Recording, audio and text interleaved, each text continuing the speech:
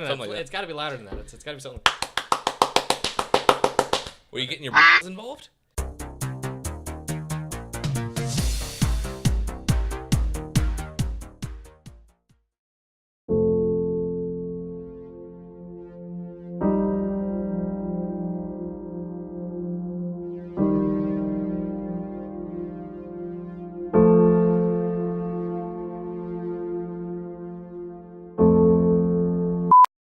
No, I'm talking about Billy's monstrous hands. Hello and welcome to Strange Conversations, where every week we talk about different topics, news, and everything kind of going on in the world. I'm going to be your host today because we are missing the wonderful Brent Metcalf. So I, Dylan Sinat, will be the host. And on the left, we have... Mark Plover. And on the right, silence. We have silence. Brought to you by Handsome John P. Usually he says it for me, and I'm like, go ahead, Brent, you want to talk? Well, we have to live on without him in our presence today. But every single week, there's a ton of news out there. But this is what we call the important. The first thing, yes. The lag is getting terrible in this world. What I want to talk about first is the SummerSkirmish. Fortnite, as we all know, has dedicated $100 million to esports this year, and they started their first non-charity event last weekend on Friday, doing a $250,000 tournament. It was, I think, 80% invite only or 90% invite only. You could play in for the final few spots, but it wound up panning out terribly. They changed the format, or I don't know if they changed the format, if this was the initial one. I didn't hear about it until 24 hours beforehand. The format was based upon where you finish. It's not based upon kills. Yeah. The Friday night Fortnite tournament is always based upon total kills between the duos. This was a private lobby, duos. Whoever wins first, or whoever wins twice, it's over and they're the winner. Or you play 10 total matches was the game plan. On top of that, the servers were unbelievably awful. A good amount of people were dying to the zone, just to lagging out in general. Oh, I saw multiple big-name streamers where like they would just lag out of the game while riding a shopping cart, for example. Wow. Or Courage was on the edge of the zone and couldn't even walk up a ramp. He was lagging so badly and died out. So they played 4 games and then just called it. And then said nothing. And then I think it was about around 6 hours later, they announced the winners. All in all, it was just a terrible event. They did say that they're going to continue to change their format and they're going to continue to change what's going forward, but definitely not a good showing to start it off. So did they invest any money into what they were doing outside of just saying, we have $250,000 going into this? It seems like that's it. I saw somewhere else in the article they said they were doing another $7.75 million or something like that over the course of. Yeah, I think they're gonna do. I want to say it's 8 weeks worth of the summertime skirmishes, and then I guess they're gonna transition on to maybe the fall finale. I don't know, whatever they're gonna do. First off, that's impressive, but two, you might want to invest like at least that $750,000 that's still in that tail end of the $8 million that you're doing. Yeah. Let's get some more servers in here, bud. Well, I really think they just did the first charity event, and it was a LAN event. They're like, oh, yeah, servers are fine, guys. And then the worst part is, out of the 80 to 90 people in here that were invited to this event, you know where they're located. I know that this guy's in California, this guy's in New York, and I know, like, I need to cater to this. Like, you got a good idea of what you should be planning, but they didn't. Yeah, that's a little sad. Yeah, I mean, especially for your first big public Fortnite ran event, whereas you have Keemstar out there who runs that Friday night event for 20,000, who doesn't have issues seemingly every week. Well, everybody was having issues. PSN outage, pretty much took everybody out. Fortnite, especially you should do that on the day of the season 5 launch, but why not? The next bit of news that I had is this week is actually, or last weekend actually, was in a racing event, or not really a racing event, but more of a car show called Goodwood. They announced a whole bunch of new cars. It has a fantastic name. It does. If I'm not mistaken, it was actually privately owned and held on this dude's land because they prevented them from doing it one year. So he's like, F it, I'll just buy the property and do it myself. All right. But so they have a hill climb there. It's a very famous hill climb. And a VW actually won this year by like 3 seconds. That's crazy. But for the first time ever, an autonomous vehicle not only did it, but completed it successfully in a not terrible time. That's awesome. Completely autonomous. It was very impressive. I don't remember if it was Mercedes or not who did it, or Audi. It looked like Mercedes, like the definitely Mercedes one of those like concept weird car thing. concept stuff. Yeah. But it basically was like an RC car that AI drove it up the mountain, and I was like, wow, that is terrifying, but amazing. Nah, it's to me that's impressive that we're getting to that point with AI tech that it's. Well, I mean, okay. To be fair, if Elon Musk said no, we're going to devote some resources into this, it probably would have just made it. But It'd beat everybody. Would have been the fastest track time. It'd have been there the fastest. Exactly. But it's good to see, I guess, that other people or other companies, I guess, are really expanding into completely autonomous car tech. Everybody kind of had to jump on the hype train, I guess, after Tesla really came around. But Yep. The next bit of news I wanted to hit on is something that I find amazing, and that is the company Segway has decided to repurpose some of their parts and allocation of materials into creating go-karts, because that's a rational thing to do. It really seems like they were looking at those weird little hoverboard things, like what we should do is we should use this to power a go-kart. And they basically made it. And they seem like they're going to be it's a real product. I think it's coming out this fall. It looks awesome. Yeah, they look like they look like little tiny Mario Kart things that are like white though. Yeah, that's exactly what I thought. Awesome. When I saw it, I was like, if this can be Mario Kart, and then we can do like an Arduino board to like the gas input of like, oh, if you get hit with this theoretical thing, then you slow down. That'd be so awesome. Oh man, yes. Can you imagine doing that in the city? Yeah, that's Just going exactly what around I city thought. In my blocks. head, I was like, I need to get a boosted board to go to work and go back and forth to lunch. And I was like, or I could have a Mario Kart go-kart. Or we could have a little Mario Kart race like all the way down Church Street. Yeah, 100%. It'd You be could have a whole charity event like that in Uptown, and it would make massive amounts of money. That'd be great, actually. Close off the roads, run around each other or whatever, and have like this little. why would you close them? No, you would have Obstacles. vendors everywhere. No, that's not how. I mean, I guess Wait, you'd recreate whatever track that was with you were on the highway or whatever. Cars all coming at you. What would be way better is if it was just straight transfer trucks, because then you could go under them. You're already low enough, just underneath. Not for the people that are going to be driving that. They Except won't you're be gonna coordinated enough. Except you're gonna have a Maybe 50% you're gonna have some fatalities. Except you're gonna have a 50% death rate because they probably don't even go fast enough to keep up with the 18-wheelers. Darwinism is a thing. There you go. Free rides. So the next bit of news that I wanted to bring up, and I hate to bring this up because I know that one person at this table is going to get unrealistically aroused, and it's him. Because Nathan, and for those of you who are just listening, that I'm pointing to Handsome John over here, because he is obsessed with one man, and one man is going to never do the Uncharted series because I said so. But we did get Just a... like PS5's coming out in 2019. It is. It was confirmed. PlayStation or Call of Duty. But it's 15 minutes-ish of Uncharted. Yeah, Nathan and Fillion. Nathan Fillion did his own film, and it was just a 15-minute short. No, it's all trademarked and everything else. Like, this is just for fun, entertainment purposes only. But I mean, it just proves my point that he needs to be Nathan Drake. Yep. Like, he was made for this. They made that character for him, and he just killed it. I He's loved getting too every old. minute of it. It's getting too old. And he's not, because he just proved he didn't, because he just got done whooping a bunch of ass. And the best part is in that video, the way they got that third person camera view with the gunshots, it was perfect. It was spot on. He got out of the window, he got up, and he acted just like he would on a cutscene going to the next level. 100%. And for everyone who's watching this currently, there is a sensor bar there for a reason. I promise you, you don't want to know what's underneath it. I pushed it down. We're fine.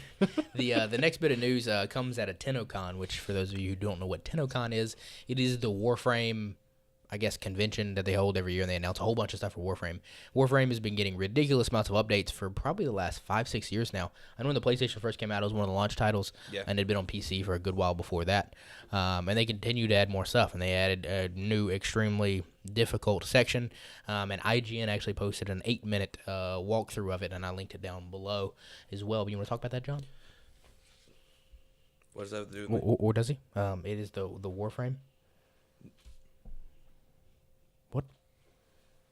Where's Warframe at? It's actually Warfare. That's a great question. I was like, kind of dude, confused. I didn't remember seeing anything I about thought Brett Warframe there. changed it to be a dick. I didn't either. And I was like, when I looked earlier, I totally didn't see him talk about Warframe. No, there's a game called Splitgate coming out, and Yes. there was an 8-minute clip, and it looks like basically Portal had a baby with Halo. It has all the You have my level attention. aspects, the jumping, the guns, even the way that they load. It looks just like Halo 2, to be specific. Not any of the other Halos, just two. Well, Halo 2 has a very specific Yeah. look to the gun, so I mean, it brought back that feeling for it. It almost looks like it was made in like 2003. Yes, it does. It's also pre-alpha, Yeah. so it's still very young. But it was really cool and exciting to see. Obviously, there's going to be. We don't even know what consoles are coming out to, but it's something to watch. Like we were talking about Island of the Nines. Yep. And how it looks like a Crysis Call of Duty-esque game, beautiful looking, obviously, and it's probably a little bit more polished, a little bit more going on with it. It is still an alpha, by the way. Yeah, I mean, it has to be. There's no way that would be a finished product, Yeah. but it is still really cool nonetheless. And watching them play their pre-alpha the way they did, it still looks stellar. Yep. And the portal, it's just you think about it, next level. Yep. Like person with a spatial cognition of 100 is going to be able to friggin' rule that game. When I was a spatial cognition, is terrifying.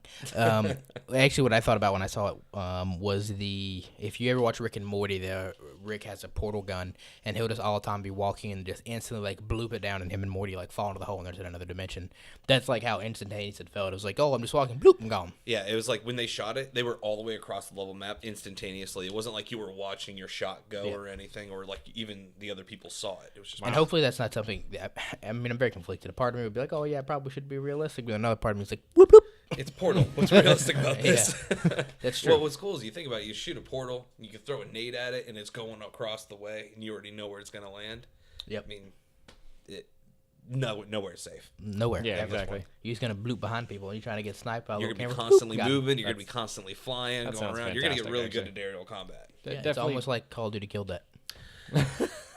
No. Aerial combat? Training for this moment. Call of Duty with the yes, absolutely. jetpacks and all the hoopla. Oh, yeah. Advanced Warfare was way better than Ready Infinite, for but we won't jetpacks. go there. Yeah. RP. Yeah, right. The next thing that we kind of want to talk about is the Nintendo Switch is somehow still selling well, Just kicking ass. and they just posted the Japan sales, Japanese. I don't know how to say that. Japanese sales. I don't know why I didn't think that sounded right. But they just posted the Japanese sales numbers for the gaming industry. Yeah, over in Japan, they're killing it, man. It's 45,000 in a week. Now, granted, I mean, PS sales aren't doing too horrible between the Pro and the regular. They're selling like 17.5. But still, I mean, Nintendo is still killing it. And even on the games, like you're looking at it, almost, I would say probably 8 out of the top 10 are all Nintendo games. And they're all Oh yeah. non-new IPs. They're all ports. Port They are. But you know what? Port sell. You know what I like to drink? Port. You want to know why? Because I get drunk and I'm happy. And you know what I'm happy with? Port. Boom. Is port a thing? But Yes. what if I It's like a port wine. porter? It's actually more alcohol, so it's like you're getting twice as drunk really fast from wine. And it's not as expensive. Is it like There's just, also a actually twice as porter expensive. beer. I like porter beers. Well, what if it was a new port? Also, by the way, new game came out, number 3 on the list. The Zenki game that was made by Spike Chunsoft that also made Danganronpa, one of me and Brent, one of our favorite games of all time. Okay. The number 3 slot, PlayStation. Number 7 slot, Vita. Just saying, 10,000 copies in a week. Boop. Vita. That's literally everyone who still plays the Vita must have bought that game. Yep, probably. I'm not gonna lie, amazing- that's it's probably amazing at that- least 10%. It's amazing that 2 purchases made it on the top 10 list. Yeah. There you go. It's actually just him and Brent actually just bought 1,000 that- copies. It was like There you go. $1 a Hey, piece. Look at that. So like, we'll help them out. Yeah. there you go. Hopefully they'll keep supporting the system. Well, that Zenki game looks really interesting. By the way, check it out if you haven't. If you still have a Vita, support it, and maybe they'll still keep making games for it. They won't just go ahead and They will. accept the demise. Vita 2 is coming next year. It is not. PS5 though is. The next thing that we want to talk about is Facebook is now testing augmented reality advertising. So interesting thing. You've probably seen anyway on Facebook and YouTube. Actually, Facebook did advertisements like this using the, I guess 3D cameras at first anyway, and that was kind of the first big thing we saw anyway of 360-degree videos, where you could actually pan around inside advertisements and things like that, or other videos that we're having or that you had it with. Now they're working with augmented reality. So actually, the perfect one that I think it was Michael Kors was the first one they did, and the idea is it actually activates your front camera. Because, you give them permission to use everything, by the way. Yeah. But the front, they would I'll activate give the it front some little camera so that you could actually swipe between different sunglasses or types of makeup. Actually, I think it was just sunglasses to start. Yeah. They were talking about doing it for different types of makeup to be able to see how like those sunglasses would look on your face. That is Exactly. sick nasty. But the idea is you'd swipe past and all of a sudden it's like your face is on this thing, with a pair of sunglasses on, and it's like, ooh, hey, look at that. Let me swipe through this. Fair enough. Actually, I think Everybody was worried about, what are we going to do when all the stores close? Well, guess what? Facebook solved that issue. Well, actually, I think Lowe's or Home Depot. I don't remember which one of the two did it, but I remember when I got an iPad in college, it was a super cool feature. But you could basically install their app, and then when you're looking at like granted, this was usually high-end furniture. But when you're looking at like high-end furniture, like a really nice couch, you could just hold your little iPad up and be like, oh, I want to place it here, and then you could just be looking through the back camera and be like, oh, I want the couch to go here, and then I want this painting, and then this and that. And I was like, oh, that's really useful. Like, I could totally decorate my house. I'm like, oh, yeah, I need this and that and that. No, I remember seeing that before. That was actually really cool anyway. So, I mean, it's definitely a great sales technique. I'm excited to see, I guess. Okay, I don't want to say excited. I'm not excited about advertisements. Somebody's excited about advertisements. But don't get me wrong. This is going to sell a lot better than a lot of other advertisements will on page. As long as those advertisements are actually catered to me, I won't care. I was about to say, see, you're not going to want that because I'm confident that from the history that I know of the people who live in this house and the people who sit at this table is you guys are like, oh, let me see, let me open up my camera and see what type of advertisements. Oh, Pornhub. Nope. Out. Get out. Suddenly, there's everything. Never mind. It's just that. Never mind. That's just bad. Next. Segways are still fun, guys. They are.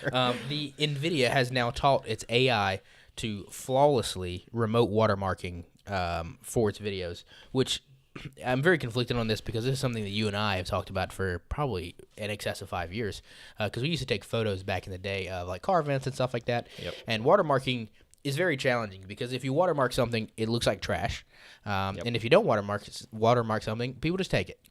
Or you do what Dylan did and spend about 20 minutes on an individual photo out of the 350 that you've taken and try to implement your watermark in some very nice, fancy, custom way on the image, which is fine.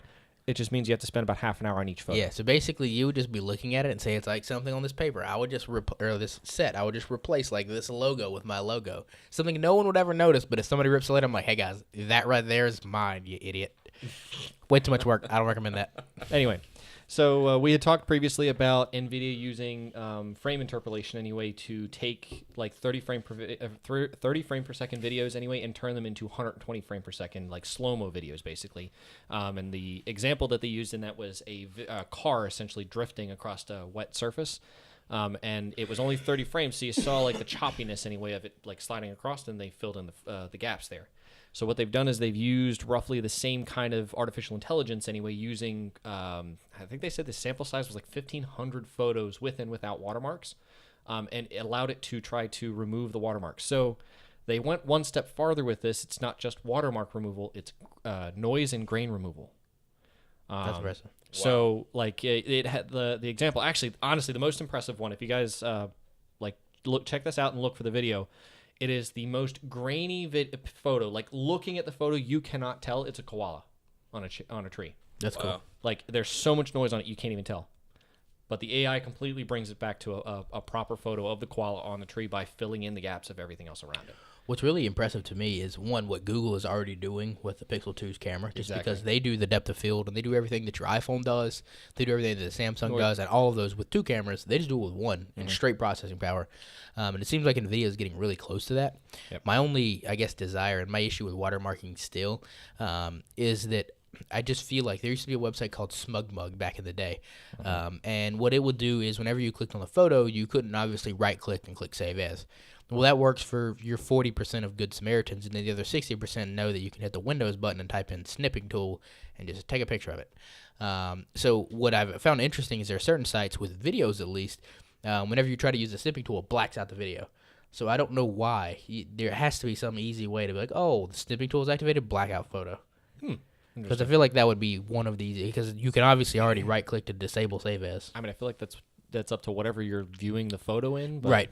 I mean, there's really no way to control that if they open it on a Linux computer using the run-of-the-mill photo viewer. You know, like don't let them. Denied. DRM for photos. You heard it here first. It's gonna happen. Well, I mean, it's also become more of a profession lately too. I mean, nowadays with the way technology is, I mean, a lot of people make their money that way, and they want to be able to preserve it. How much do you see? I mean, like I know I personally spent like on my headshots and my professional photos anyway. Like I spent $450 on those. By the way, you can buy the rights to my life for about $50 a month. What? Jesus, why didn't you just pay me? Did you want to? Because that required me to pay you to fly to South Florida, which would have been more than $450. Nah, I did it for like $65. One way. One way. No. Actually, both of us would have just paid like $200 and gone one way to California. Yes, and then I came back. So just staying on the same logic, I guess I'll go ahead and wrap this up. So that every week we talk about all the news that happens throughout the week in a segment that we like to call the important. I don't know why this is becoming a thing. But transitioning on over into our topics because it is extremely relevant. Mark's topic this week is talking about gaming controllers, which is kind of revolving around VR and consoles Right. and just everything in general. So we've seen a big push for VR lately. We've seen wireless controllers and I just thought about like Kepley coming out and then just shoving you to the ground with like a T-shirt on that says VR. Just a big VR push. I wish that could have happened. I'm sorry, guys, that I can't make that happen. This is the kind of fantasies he has. Yes, they're all It's twisted and apparently dark. with all of us getting hurt. Anyway, There's there's a different one. I'm sure we'll get in. CKY succeeded. I'm sure there's a different one we'll get into later with wait for it. Oh, I already know what it is. But anyway, no. So VR's been a big thing lately, in particular with motion controllers and the ability to stop, the ability to look around a room look around anyway, and be able to completely put yourself into a virtual space, that kind of thing. One with a couch, a couple people. Not that kind of VR. I don't know. We're not there yet. We do have a series called Content Couch that is vaguely similar to what he's describing. Just Content couch. It takes you to a very different ending than what you would desire, and if it's the same ending, you need to seek medical attention. No, Crystal. Crystal, we're throwing tomatoes in You here. should have loved me. Guys, cut the mushrooms and send them back in the same one. Oh my god. Crystal, stop. Guys, start cutting things.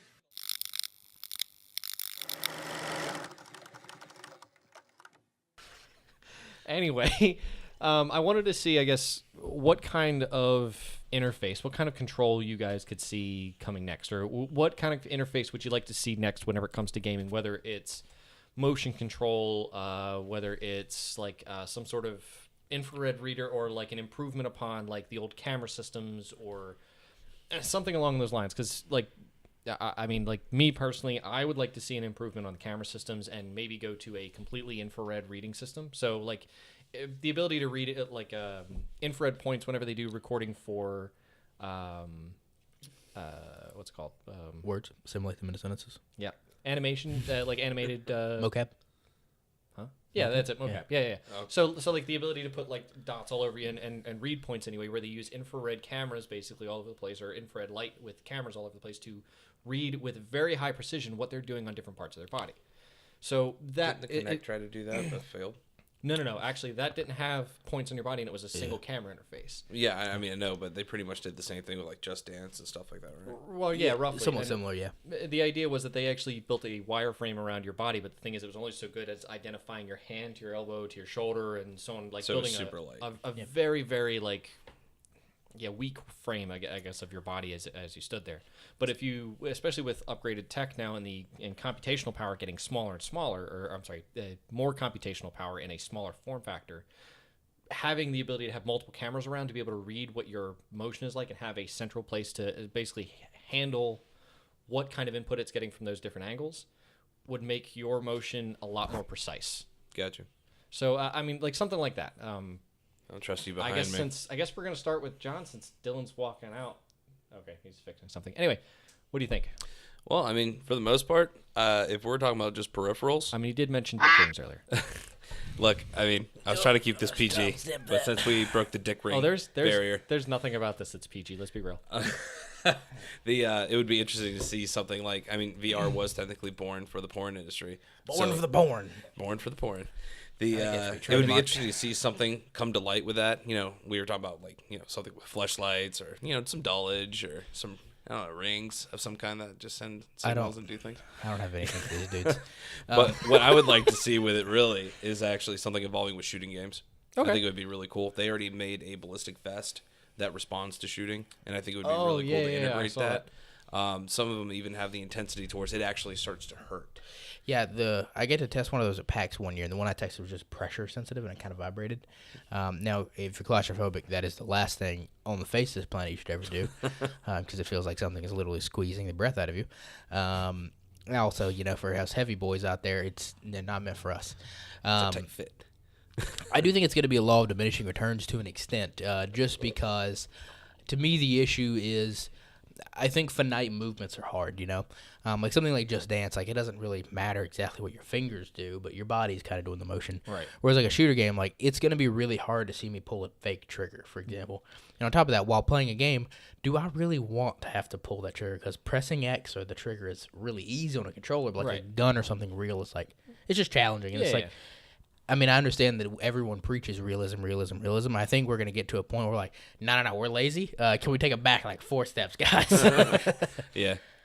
Yeah, I kind of feel that way with VR now, actually. It's funny you say that because I'm almost feeling like sometimes I'm getting into it and I'm like, I don't want it to be this serious. I don't want it to be this real. Like, I don't want to get myself psyched up to a point where I'm literally feel like I'm in a battle. Yeah, I really think, to me, the biggest hindrance right now in VR, especially, you didn't link it here, but if you want to look it up, HTC Vive today actually showed the first multi-room playthrough of the Vive Pro, the wireless one. And it's a dude in a room with VR on, right? And he's got one controller, and like in the game, I guess you can obviously see around, so you can see like everything's like mapped and efficiently, right? So he walks over and he knows exactly where the door is, even though he's got VR on. He opens the door, he walks out. There's the second VR thing, and he just reaches up and he picks it, and then he just kind of messes around between these, like I think it's 3 total rooms. And it's really impressive, especially with like the wireless aspect of it. It's very convenient. Just I think, even given that, to me the biggest thing is movement, because like super hot, super awesome game, but like conceptually, it's great. But that to me is like the ceiling of that game. I think that's fine for that genre. But like something like, not even really like a Call of Duty, but like any type of shooter, right now you kind of feel like it has to be on rails, which isn't really fun. You kind of want to move around. But then when I ask anyone to, hey, how would you make you move around on the controller? You're like, I don't know. Because it's like, there's no intuitive way to really like move. And there's no like, I guess, mind reading of like, I want to walk over there, guys. But I mean, short of going, what was it? A Ready Player One, I guess, where they have the little treadmill things or something. Yeah. Those are real, by the way. Well, no. Yeah, we actually, they're actually live. We almost went to we went to the VR arcade, but we were thinking about going to actually do the VR arcade in Myrtle Beach this last weekend. And then in New York, they have the VR arcade set up similarly. But like I said earlier, like I don't want to break a sweat or get a workout in while playing Call of Duty. That's not why I play Call of Duty, guys. No, that's why we play Beat Saber. Honestly, I'm okay with it. I mean, so there was a video I'd seen that come out about probably 6-7 years ago now from one of my favorite shooters, Battlefield 2. I don't know why, but I thought you were going to porn. I was like, one of your favorite what? One of my favorite. Never mind. That requires a hand motion. I don't want to do on camera. No, but Battlefield 2, anyway, they did a full setup where they actually lined up projection screens all the way around and essentially overlaid them. And I mean, they had to do some custom modification anyway to get the rendering all the way around for the screens. But the idea is that he was literally inside of a room with a 360-degree screen set around him. And I'm assuming you could do a dome if you really went that far with it. They got curved TVs now.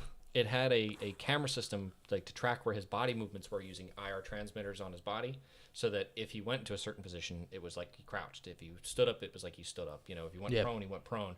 And he had sort of a virtualized gun that he gave himself, to run around, and he was on that kind of treadmill system. And what it would do is it would actually track him based on the center point, and if he moved in one direction, it would actually move him back. See, I find that to be a lot more functional and a lot less, obviously, less claustrophobic. Being able to be in a room like that and do something in that factor, that would be really because cool. The other thing too is it's not like you're wearing a VR headset. I mean, granted, you don't get quite the VR experience with it, but the idea is that I guess it's the same principle roughly, but the idea is that you can actually sort of look around you in any direction without actually needing a headset right directly in front of your face. Yeah, I think for me, to the actual question at hand here. At hand is a kind of punny. Now that I think about it, I think haptic controls are the big thing that I want next. Is actually like finger tracking, just because I think that's kind of like, I think both the Vive and back to his shooter game. Yeah, I think the Vive and the Rift both their controllers have really good, like I guess, squeezing and kind of do the hand motion well, but you really get like a fist, an index finger, a thumbs up. And this is for Mark's oil check right here. Please do those 2 fingers. You get 1, 2. Oh no, you only get your thumb, and your index. Yeah, you only get your thumb and index and a fist. Which, I guess, at the end of the day, it was born for porn. But can't beat it. I do think the puns just are unreal. Michael Jackson would be Took me a disappointed second in to you. get that one. I don't even know what's or how it is relevant. I was watching some podcast and they were talking about the. Oh no! Have you seen the new social justice warrior thing of this world of, we've had the chick call the cops on the black people cooking at a barbecue, and then we had then we had a chick call the cops on a little black girl selling water on the corner because she didn't have a permit. Yep. And then we had some black dude at a pool. They wanted dude at a pool yelling at black chick. Yeah, and there's just all these crazy internet things. Well, the most recent one has been this black lady tried to use a coupon that I think was, I don't know, expired or some random scenario. And the guy was like, no, you can't use a coupon, and refused to scan it or whatever. So then home dude just calls the cops. And he's on the phone with the cops, and he is just seizing, right? What? He's just riddled with fear. And I was watching this podcast, the Double Toasted podcast, talk about it.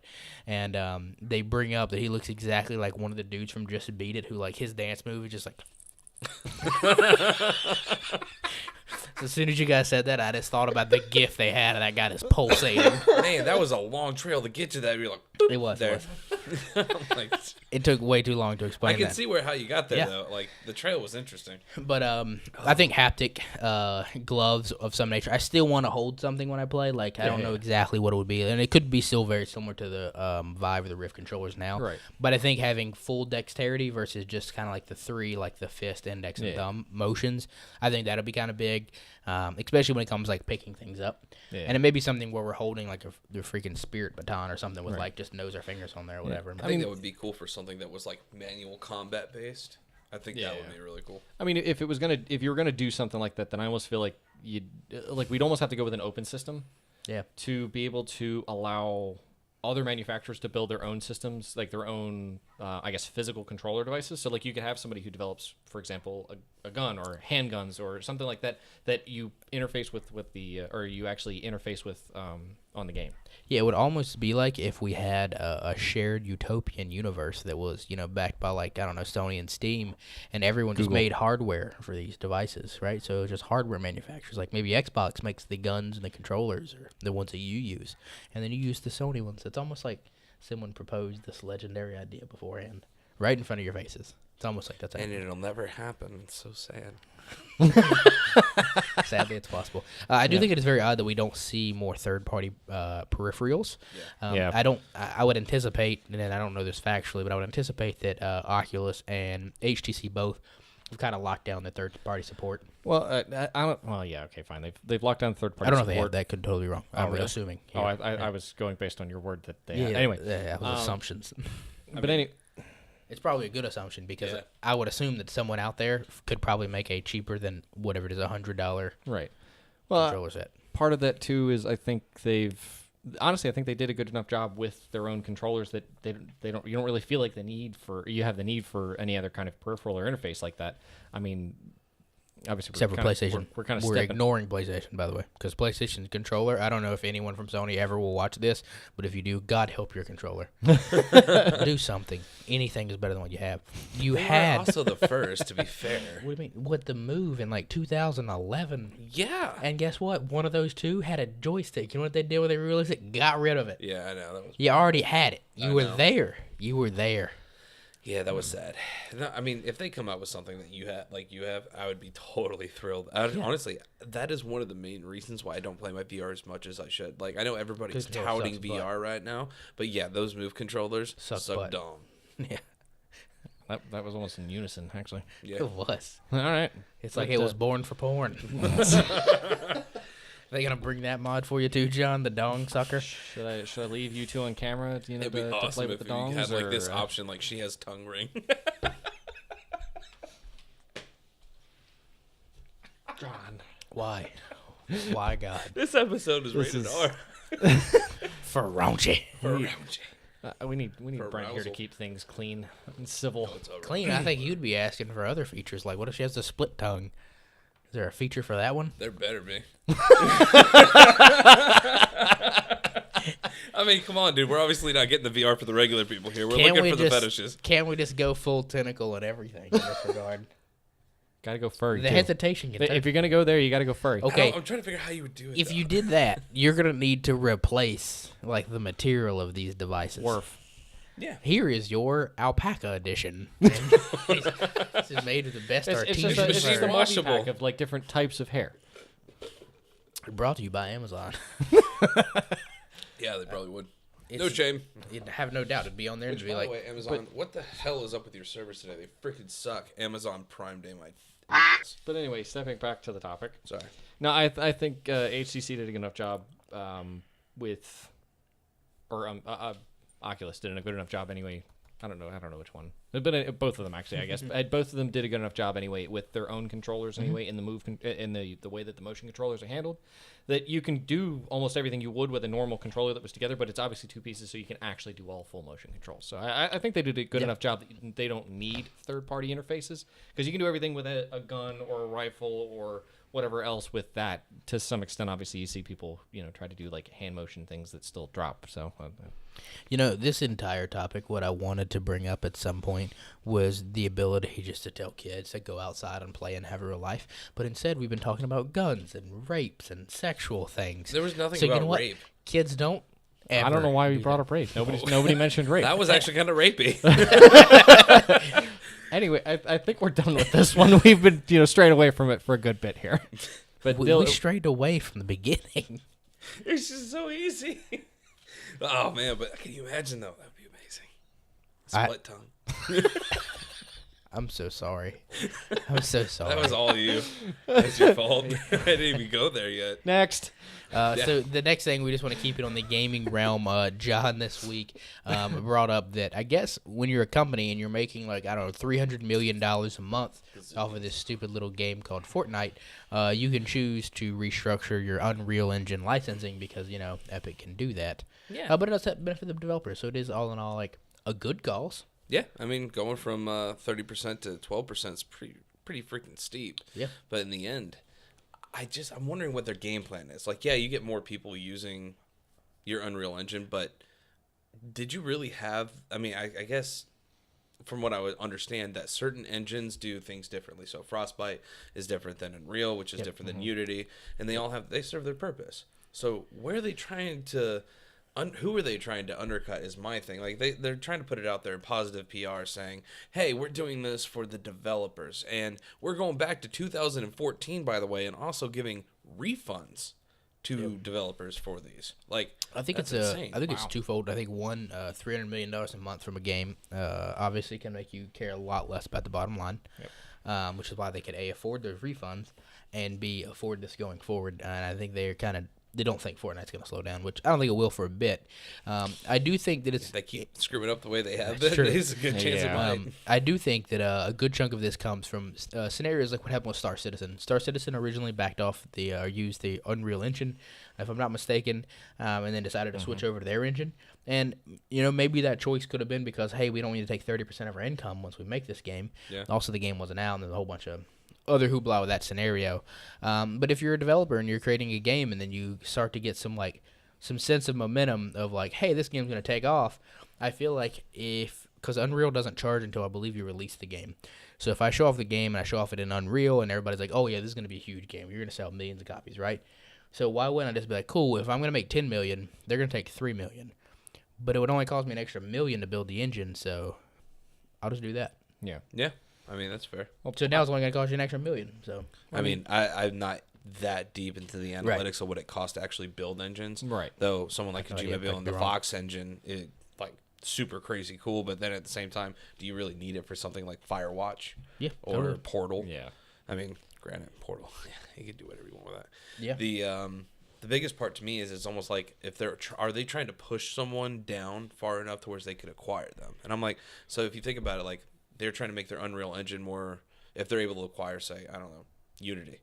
And they were like, well, we're going to have our Unreal Engine, which is really made for this, and then Unity, which is made for everything else. They're trying to lower their stock or get more of the market share to where they're just like, we're going to start having different levels of products. So it's going to be like Unreal Engine Pro, Unreal Engine, that kind of thing. Well, I found it very interesting because I don't know how much you followed Rocket League, for example, but Psyonix used to basically make their money off of modifying the Unreal Engine. They would build like vehicular warfare for the Unreal Engine, and that was kind of what they were known for.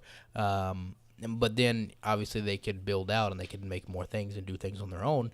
So I think it's more of Epic and Unreal being like, hey, if we give this platform that everyone can learn on it, use on it, and expand on it, then we're going to keep you here. And if we take less money, we'll keep you here. And I think they're thinking by taking less money, in the end, it'll help them out. Yeah, they're going to bring more developers on just by doing that, because if they're going to say why you're taking 12 instead of 30, like that's fantastic. Well, I mean, it's more worth it to me to spend the development time on the Unreal Engine, and whether or not I decide to use it in the end, it's going to become a deciding factor on saying, well, you're going to take less profit share off of this, so it's going to be more worth it for me because my margins go up because of it. Oh yeah, I mean, not to mention, it's like, okay, well, this developer would have never even made this game because he needs to use this, but he knows he's only going to sell 100,000 copies, so he needs that money in order for him to even make the game. So instead of me being, a little overly greedy and trying to take 30%, I'm willing to take the 12 as long as he makes that game. Yeah.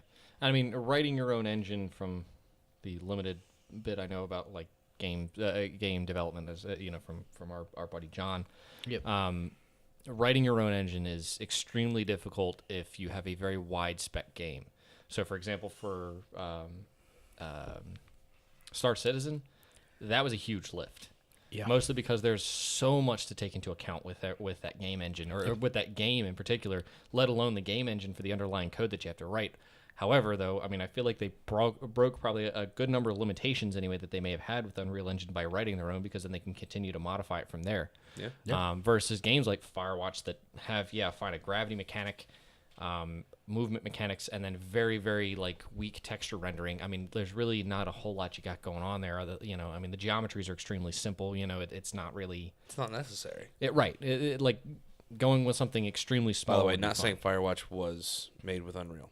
I don't know. No, I don't know what engine it was made with. I want to make that clear. but the idea is that, like they don't need a very heavyweight engine like Unreal or Frostbite or something like that. Because I mean, the whole point of the Frostbite engine was the ability to break stuff. Oh. No. Like the Crytek engine next to that was the same thing, was that, like particles were very much a thing. Water was very fluid, and because remember Crysis was like the benchmark game for a while. Yeah. But I remember downloading the CryEngine, CryEngine software or whatever. And I was like, oh, cool, I'm going to mess around with this, because I did the game development in college as well. And I remember getting in there, and I made a world, and I made a beautiful world. And I was like, this is not for me. Oh, my God, this is overwhelming. Yeah. Jesus. But it's it was a lot for Foundation. I've never actually messed with the Unreal Engine. I only messed with CryEngine, and then that's pretty much it other than Unity. I think that the more you get from like a building platform, I think could be useful. And then maybe as well, if they could partner with schools and try to get more into colleges and whatnot, that could be a really big move. And maybe cost is a factor there. Maybe they do like a education discount or something like that.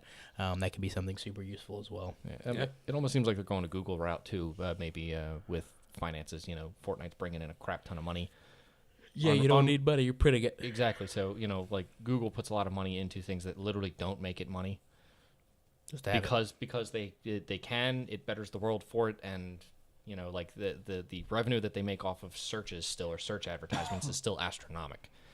Ridiculous. Yep. Just like $300 million a month from Fortnite, because why not? I expected this to go a little bit differently on the conversation. How did you expect this to go? Almost like, I don't think that they're doing this for the good either. I think there's something going on in the back end, and that never really happened. Like, I even tried to push it a little bit. No one even took the money. See, I actually think, I think it's going to end very poorly for them, because I think right now they're mentally like, we're doing good. We're making $300 million a month. We don't need money. But it's a game. It's I think in 18 months, if that game goes away, then they're going to be like, oh, my God, we need money. Holy you're predicting Black Ops 4 takes it out. And then on top of that, you've got PlayStation Network going down. You've got, even Ubisoft's network went down because of PlayStation. Yeah. And then they patched it.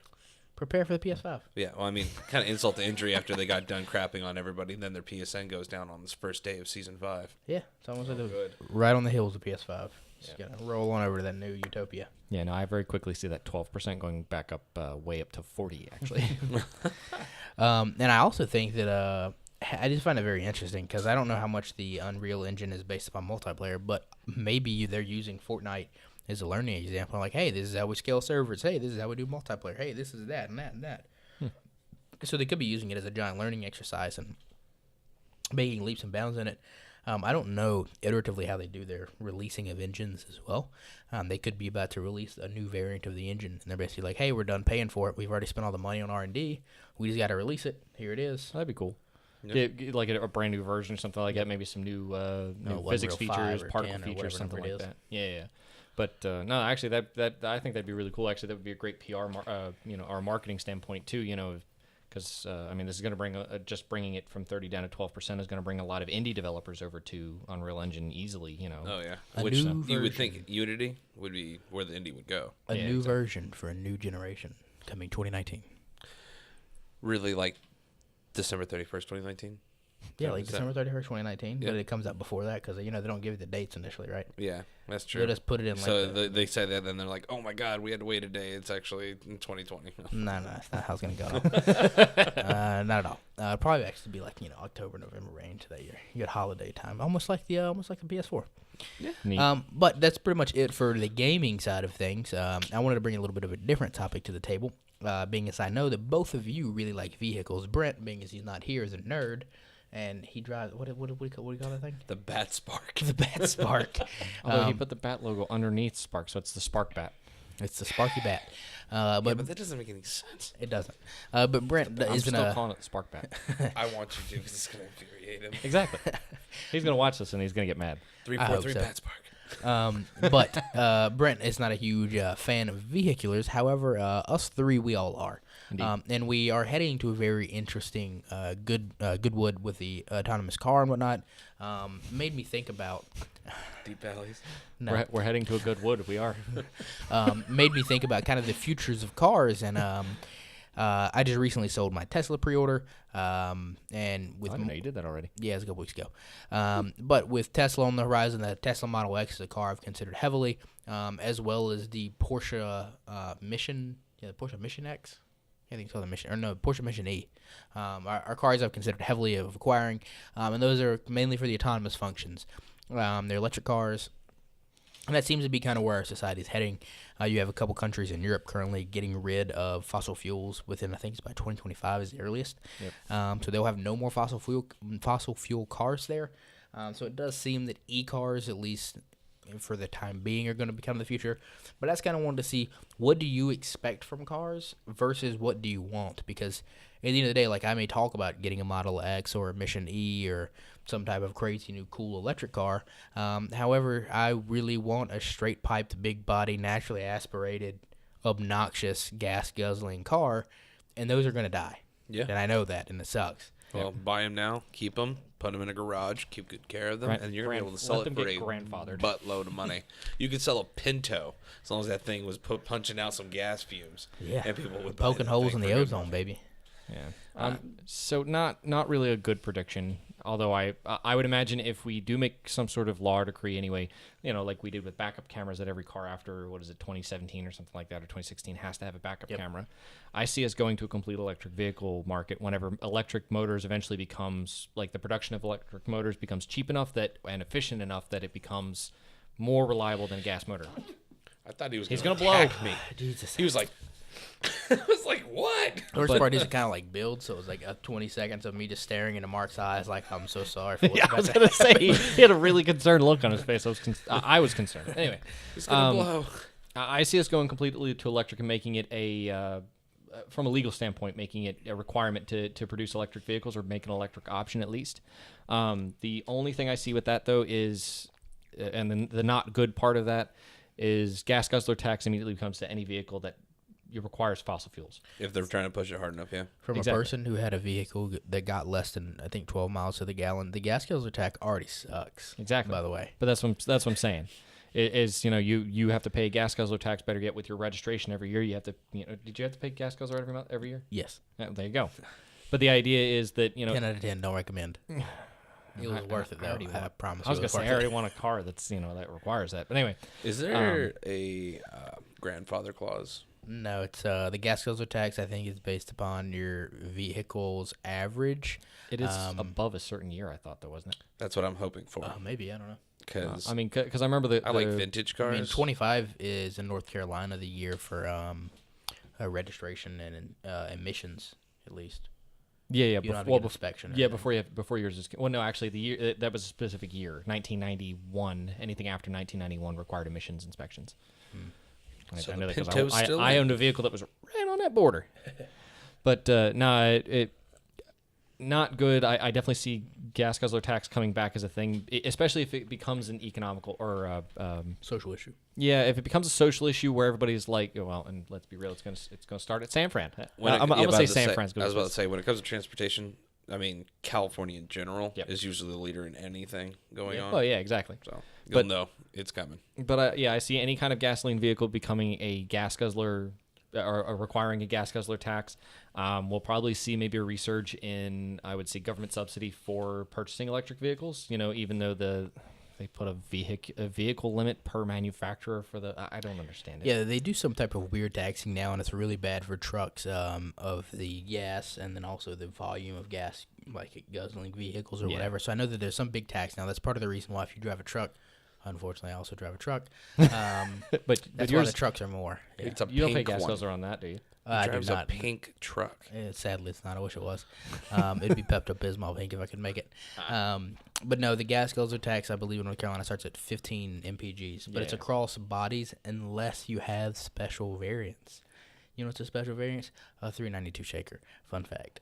Is it really? Yeah. So is the Hellcat and so is the Demon. So if you have a normal, like just an RT and a regular, the miles are average. So those get over 15. But every special variant's below 15. So For those who don't know, because you haven't said it yet, he used to own a Challenger. yeah. What was it? A 2017 Challenger, 2016 Challenger. Yes, a 17 392 shaker. Yeah. And I've been looking at buying a Daytona 392 Charger, but I would fall in the same pitfall of, it's a certain variant that gets below 15 miles a gallon. terrible. So yeah. I'm looking for a 66 Mustang. I think Oh, good yeah, on you're that. guaranteed. I think you're good on that. Yeah. Well, I just meant I think you're good on that. On That's terms why I'm of- saying there's a grandfather clause for dates, right? Because that's all I care about. But it's very interesting just for me because, like, I mean, I just care a lot about this. Like, I just recently, I don't know if I actually told you this yet, but apparently apparently Ford, the new Raptor, is actually going to bring back the big bore motors. Yeah, you told me They're going that. to maybe get rid of the EcoBoost, which has me more excited than anything. Yeah. When I was looking at vehicles recently, I actually wound up going with a newer F-150 just because the old Raptor didn't have the tech in it, but the old Raptor had the motor in it, and then the new Raptor was obnoxiously over sticker, and it didn't even have the loud and obnoxious motor. So I was like, Yeah. why would I Do you- pay $100 Do you know what's great about to that? be quiet? With the new models coming out with the big bore V8, that means that the old models running the EcoBoost V6 are going to tank, but the tech 100%. is all there. Yeah, 100%. Oh yeah. But I don't want that. honestly, if it's cheap enough, I wouldn't want that. I wouldn't want a Raptor that goes. Don't care. Do you know it still hauls the same, right? I don't disagree with that. It'll probably be faster, honestly. But I want the loudness. I want that Borac attack, and I want it to be obnoxious. I also don't want to pay gas guzzler tax, which the V8 probably will have to pay. Yeah, it's gonna pay that. If you're gonna go, you're gonna go all the way, right? Yeah, exactly. I mean, you get the truck that you want or Yep. vehicle that you want. Yep. Be happy with it. It's gonna be a truck. You know you want a truck. No, I want my car. No. But also, in another thing, not just electric versus not electric, but we're also going to be having autonomous vehicles. And Yep. I know we've probably all seen iRobot, right? Yep. Right? iRobot? Yeah. Okay. Don't gonna go be- into manual. You Oh, no, I'm going in manual, Yes, I'm going to 100%. be very curious as to if, in the scenario, say 20 years down the road, if they've made some type of government mandate, it wouldn't be surprising to me that if most, if not all, public roads will be non-manual operative, and then private roads would allow for manual operation. I can see that. Yeah. That would suck. It would. Now, granted, I do hate driving, and I long as hope that Teslas don't make me sick, or else I'm going to have a terrible time. It's like VR. You just get used to it. I don't know. I just get motion sick. It doesn't make any sense. Oh, you just wear the watch. Wear the watch? Yeah, there's a watch that you wear, and it helps with motion sickness. You don't have to What? worry about that. I don't even know how that works. It vibrates at a particular rate, and We'll it test gets this. your I'm mind sure it's off meant of for. it. I'm sure it's meant for his wrist. Well, senior, my padre, he used it when he was a pilot. When he was training, he would get okay. motion sickness every now and then. He would use that, and then eventually he didn't need to use it anymore. That's amazing. Same thing with boats. Might want to That's what invest I in meant. that there, bud. Yeah, probably so. But I'm very curious to how much we are going to be able to drive, because that is a definite concern I have. Because even though I Yeah. don't like to drive, when I want to drive, I want to drive. I feel like there would become like because of that there would almost become certain roads that you'd go to. Like okay, for example, I mean it wouldn't be closed courses, but like let's say the Tail of the Dragon up in the mountains, since we're in North Carolina. Obviously, due to fatalities, that will have to be mandated non-manual. Right. Well, that and you're in the middle of BFE, no GPS service, Cliff. Yeah, exactly. Lots of good stuff. Well, cars. I'm sorry. Go ahead. But the idea would be that like you'd have certain places like that would almost be. Actually, you'd probably see petitions to keep them manual roads, Oh, yeah. Well, the other thing, too, is, like, I know for you and I in particular, like, we ride bikes, like, I wonder how that would kind of fall in for us, because there is automation with motorcycles now. Yamaha's been working on something. I think it was Yamaha that's been working on something like that. BMW has I think it's the anti-tip bike. The bike Oh, they can't no, follow. that's it. Yeah, BMW. Yeah. That's terrifying to me. I just want to go and let you know now, because that looks like when the crap hits the fan, it's like riding a bull. Just like, wow! Maybe flipping was the better alternative. But you're gone. The bike is just going to stop and be there. I'm going to be 300 yards to the right in a tree. The bike's like, I'm fine, though. I think that cars are going to actually change in structure. And I think that will also determine exactly what can and cannot be driven in manual as well. So when you have a limo-style vehicle, or even, say, an Explorer, but it's almost limo-style where seats are no longer in the forward-facing position. They're cornered now. So people are literally sitting in where you could have meetings while driving somewhere. We saw some of those at, I believe it was CES this year. And I thought I was the first one with the idea. Thanks for ruining that. Yeah, they showed some of the, I don't remember who makes them. It may actually be Toyota, I think. But they showed some of those at CES, I think, this year. They have them in Vegas.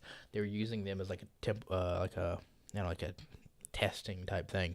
I do think that's a possibility. The other one that I'm somewhat surprised we didn't hit on, I thought you guys might bring it up, so I will bring it up instead, is drones and whatnot, because drones are going to be definitely in this sphere. We saw, I think it's called Kitty Hawk is the company that does it, and then the other one's like M182 or something like that. It's some Chinese company. But they have like pilotless like flights. Well, no. It's basically imagine the drone that takes videos. 3 times the size. You sit in it, it flies you from the airport in Vegas to the Strip. Right. You don't do anything. You basically go this hotel, and you out there. And the idea is like are you talking like helicopter? It's literally a No, like a tablet. drone. No, you need a landing it's strip. a quadcopter. No, it's a drone, so it can set anywhere it wants to set. Oh, okay. There we go. There, I'm Did where I you're say at. drone? So I'm it's not like an overhead helicopter. I'm It's thinking a like quadcopter. military style drone. Like, I don't know. That's gonna work out. No, it's a quadcopter with like 4 props, like you would see like a personal drone. Yeah. Exactly like a personal drone, just being able to carry my fat. That sounds like someone's gonna do some modifications and probably shouldn't, and they're probably gonna outlaw it in the first year. Well, it doesn't seem like the consumers, one of the companies, whatever the Chinese one is, it's like the M182 or whatever. Every time you say that, all I hear is M80, and I'm just saying. That thing's gonna be an active shooter nightmare. Well, apparently that company is looking to actually sell them to the individuals, and I think they're $180,000. Whereas the Kitty Hawk ones, I think, are working, and I could be mistaken, maybe another company, are working to like partner with like ride sharing companies. So you would never own them; it would just be like a fleet of them at the Las Vegas airport, and you walk out and like take me to this hotel. Meow. What was it? One of the I think it was one of the rideshare companies, Uber's. I think already invested something in them, hasn't it? Or some company has. I know that they've already put in a large investment in specifically for the rideshare purposes. Oh yeah, that was Google Waymo over in Arizona. I didn't think they did that for the personal drones though. Not for the drones. So No, just for that's the AI cars. no, that's what I mean. Like there was a rideshare company like that that's actually already put that money into drone companies. I want to say it was Uber, but because I don't think Lyft has the finances to make that happen. But it could have been. I'm not fully certain on that. I do find that very fascinating because it may be something where we were talking about the manual driving, like the peasants, air quote, will be the ones driving on the streets, and then the normal people will be flying in drones places. I want to step back a second. You said $180,000. Yeah. Can I note that buying a personal helicopter or buying a personal jet is astronomically more expensive, like 10 times easily, 100%. like 10 to 20 times more expensive. Yeah, 100%. Like that's actually extremely reasonable for what. I mean, okay, to be fair, for us, no. I mean, I literally have to never eat or sleep. You've been in the or do anything FAA but work. world before. Tell me how often you have to service your engines. On a drone, not No, not on a drone. On a regular On aircraft. an aircraft. It's an inspection, I think, every 6 months, and then it's like an actual maintenance piece that has to be done every certain number of hours. Well, what I'm saying is, usually after 150 hours or 15, I think it's 1,500 hours on twins, you have to have your engine completely rebuilt. Right. You have a prop strike, it has to be immediately taken out. Yeah, Those guidelines in general are going to increase that cost These from are just brushless 180 motors, grand to like 250,000 a year pretty quick. But keep in mind, though, that twin that you're talking about by itself already costs over $250,000. Oh, That's no, also- I know, fair point. And That's that rebuild on a gas motor versus a quadcopter electric motor is going to be completely different. Yep. And I think because they're like those brushless motors, like, now granted, I assume drone motors obviously go bad at some point, but the brushless system apparently is like super good longevity. Yeah. And also, like you said, That's why they use them in drills. if it's a cheap electric motor, then it's going to be a cheap electric motor. Yeah. What to your point of the 180K being affordable, I don't even think from an individual standpoint, like, that's never crossed my mind. Imagine this house as if like just our 5 people are like, oh, cool, it's 180 grand, cool, that's like 30 G's a pop. Yeah, seriously. That's like a $400 or $500 a month car payment. Yeah, exactly. And the idea is that we each split the cost of one of those drones, Yeah. and then it just goes back and forth and just drops us off and does it in a fraction of the time it would have taken us to. I was going to say, who's dangling off the rope on the bottom? Well, I mean, it's not even that. Like, I mean, we go to work. I mean, we could go to work now at different times because we 3 of us carpool, sometimes 4, but it's not been 4 in a while. Hasn't been 4 in about I want to say 8 months. Yeah. Motorcycle. But we do go in at slightly different times, so it wouldn't be that much of a burden, exactly. especially it's going to be a 10-minute round trip tops. Yeah. Well, And just imagine like Bird Scooter or Lime or whatever, because they're going to be the ones to do this. And on top of that, I don't need to find a Bird Scooter when I'm just like, this is my address and I need to pick up at this time in the morning. I walk outside, I step in the little drone doodatter, and then me to work. I could even see preferred parking. Completely Yep. renting out like that lot that's right next to my building on 9th Street or something like that. Having Bird and Lime Scooter basically have repos of like the electric scooters or something like that, making that sort of like this in and out landing pad or whatever for these. Well, it actually these saw rideshare for things the, are- and I'm really sorry because I am most likely wrong on this M182 name, but I'm gonna keep going with that because I think that's right. But from what they showed through their little designs was their storage was they didn't want to replace parking decks or anything like that. They just wanted to make this like basically like a lime wedge on the sides of the decks on the corners, so it'd be like alternating wedges, and that's all it needs. Interesting. So like on the parking deck, like now where you normally have your stairs and your corners, and the other side are just corners. Right. You just have like a little walking path, and right there will be a pad. So like if it's a 5-story place, you can easily fit. I want to say it was 10 because it's alternating or whatever. 10 little doodadders on there on each corner, and then they only need to sit for when they're not I being mean, like used. the corners overhang the garage or what? It would be over top of the city street. But then Oh, the little interesting. wall of the corner of the garage would be open, so you just land there and you'll walk over. Interesting. Yeah. And they had them on like each corner, like half moons. I just love how you guys are totally positive about this, and I'm thinking about every possible way this goes wrong. Oh, don't get me wrong. There's a million ways that this goes I'm just wrong. I'm not sitting there taking freaking- the you guys first are like, one. I'm going to do this. It's going to be like this. I mean, I'm not taking the everybody's gonna first one. fall from the sky. Well, I know. Everybody's going to crash themselves taking in the manual into a building. But the idea is, well, first off, on those, there's no manual. Yeah. No, it can't be. It's literally an iPad of saying, I want to go here. Yeah. If I'm not mistaken, the first one, which was the Chinese company, the M whatever one. Yep, that one was initially straight no manual, but then I guess the FAA or whatever was like, if a person is going to be in it, you have to have a manual option. So they basically Well, put in yes, but like a joystick. the problem with doing that though is then you're also required to get your pilot's license basically to make this happen, unless they make it considered an ultralight. Ultralight, yeah. Yeah. So I mean, It's got to be. That but- thing looks tiny. well, it could be, but the thing is that helicopters have different rules because technically a quadcopter having a vertical prop like that. Because the distinction between a plane and a helicopter is having a vertical prop, with exception to something like an Osprey, where it's a convertible plane to helicopter. Which is basically. so cool, by the Drop way. top. Basically, Chilling with. Nope. Okay. Just me. Well, I mean, think about and it. I know what the next line is, but I'm not saying it. I mean, there has to be, I don't know. I fear this day. Would you And- rather have that, or would you rather not be able to drive in an electric car? But you get to drive in this world I'm just going to on the drive in my streets. 1966 Mustang, finger out the window going, woo! I don't care about your electric It's gonna be a crap. giant blur right there. That's gonna be fantastic. I don't want to do that. I want you to know this. But I did, obviously. Yeah, I definitely think it's going to be interesting, and I'm very excited for it because there are certain aspects of technology that I think are amazing. Like whoever the engineers are at Ford that have created their remote start, it is ridiculous. I could remote start my truck from within my old job on the ninth floor? Yeah. Ninth floor of a building, a block and a half away. Yeah. Where I can barely see my truck, and I can just impressive. go doot, and I would just see the lights go poof. It was on the far side of the parking lot, like in the middle of the block too. Like No way. Oh yeah, no. He like we were like he was like I wonder if he could reach from here, and you just see the lights. Yeah, I'm like okay, well. So whoever works at Ford and can do their remote start, that's antenna ridiculous. tech is it's fantastic. Phenomenal. Yeah. And I think the next big thing we're going to start seeing is like I think Dodge has already done with their Dart series. They implemented like all the phone tech, so it's like it's I can cut on my car and I can roll down the windows and I can change the radio station. Well, now that Tesla's done that with the Model 3, Yep. Not NFC. Well, there is NFC tech, but I'll get to that in a second. But the Bluetooth 5.0 or 4.0 tech, or anyway, where like you just have passive broadcast from the Tesla app anyway on your phone. You walk up to your car, and your phone is your key, where it just unlocks everything for you. And the backup is that you have an NFC card in your wallet.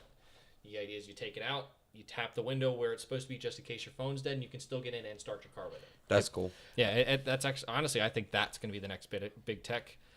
The problem is that I feel like car companies still want you to this stupid thing. Exactly, because I think car companies are still going to want you to carry that though, because they want you to buy another one if you lose it. Well, not only that, but at the same time, someone clones your phone. Is that also cloned? At a minimum, you have to be able to the security's actually got to be more reasonable. Yeah. And I also think that, there's so many other aspects of it that are crazy, like just from the phone aspect of we've seen Tesla begin to work on their hail feature, which is you just hail your car, and it's like, hey, I'm at my work, we're just 2.5 blocks away, and it's raining, hail my car, zoop, right at the front doorstep, cool, and I get it. The hail feature does all that now? Or? They've shown that it can do that, with the full they haven't automation, released that, yeah. Well, yeah, I guess with the full automation, it'd be able to do that. But hey, the word on the street is that's like August, September this year. Because, the hail feature now, all you can do is pull it in and out of your garage. Yeah, I think them and BMW. But, also you have BMW and Mercedes who both, I think Audi as well, who have done their parking tech. So you can just be like, oh, let me get out of my car, or even from within my car, I can say parallel park, bloop, and it parallel parks me. Yeah. And I don't hit anything, which I can actually parallel park well. I need it for regular parking, but I digress. Big old gas guzzler. That's what happens when you drive a big truck. I'm not afraid. Don't get me wrong. I'm not afraid of AI doing the work. Personally, if I was up there, I would want the ability to be able to drive it. But with training, obviously, I think anybody who would need to do that would be able to have training. But I'm totally okay with AI driving, as long as the majority of people are AI driving, because the majority of people are crazy.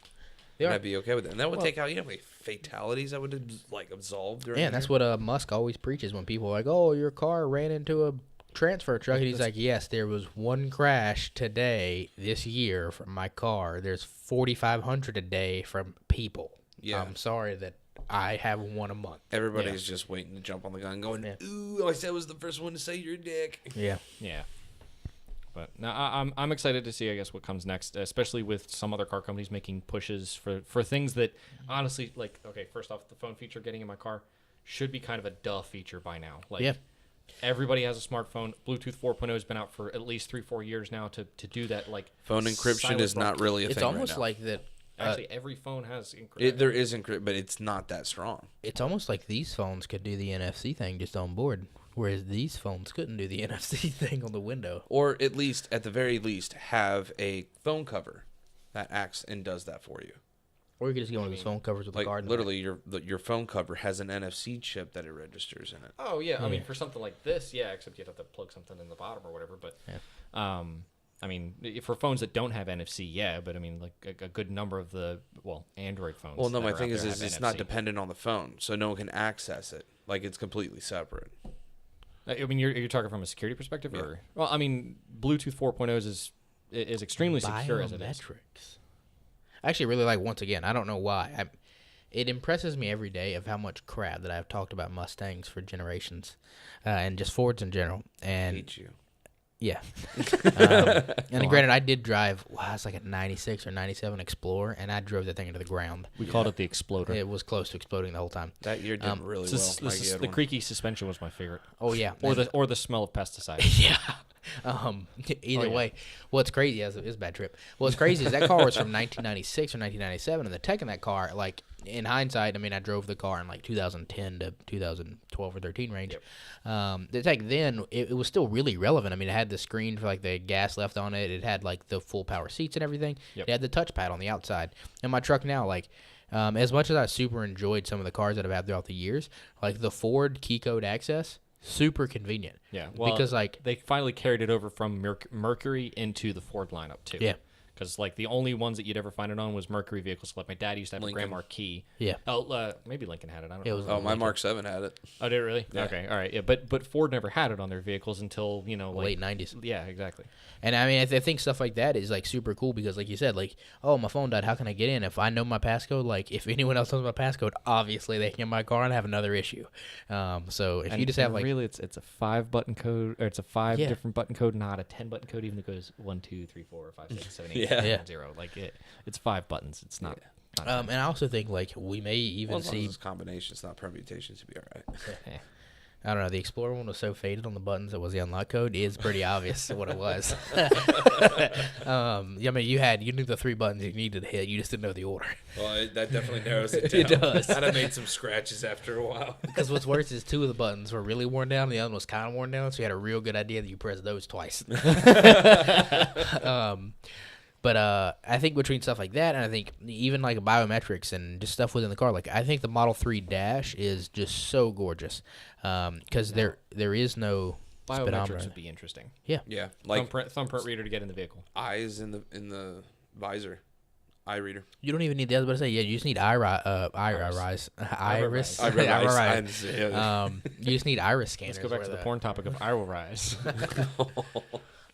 But if you have the iris scanners, like maybe on the stalk or something like that, you just get in and open your eyes, and it's like, oh, hey, Dylan, and then it changes my seats to me, Yeah, and then exactly. it changes everything to me. And it's like, oh, cool. Thank much you. What is that? What's that old car? The one with the red lights? Knight Rider. Knight Rider, yeah. Yeah. Oh yeah, Oh, I was with, like, the what are little you with talking the red scanner bar. across the front. Yeah. I didn't watch that show, but your car looked cool. I'd much rather have Smokey the Bandit. That was Hasselhoff, wasn't it? Knight Rider. Yeah. I don't know.